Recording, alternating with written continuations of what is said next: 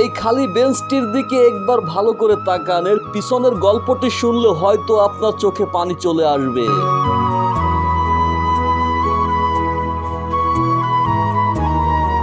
এটি কোনো সাধারণ খালি বেঞ্চ নয়, এটি সেই জায়গা যেখানে প্রতিদিন সহপাঠীদের সঙ্গে বসতো ছোট্ট রামিসা।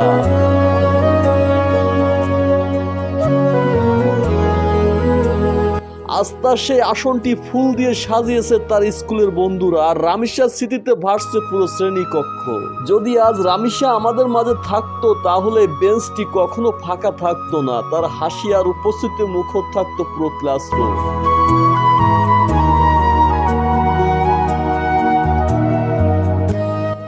রামিসা আর আমাদের মাঝে নেই, কিন্তু তার স্মৃতি বেঁচে থাকবে তার বন্ধু, শিক্ষক এবং প্রিয়জনদের হৃদয়ে। আসুন আমরা সবাই রামিসার জন্য একটুখানি দোয়া করি, আল্লাহ যেন তাকে জান্নাতের মেহমান হিসেবে কবুল করেন এবং তার পরিবারকে এই শোক সহ্য করার শক্তি দান করেন। ভিডিওটা শেয়ার করে দিন যাতে করে সবাই একটুখানি রামিসার জন্য দোয়া করতে পারেন।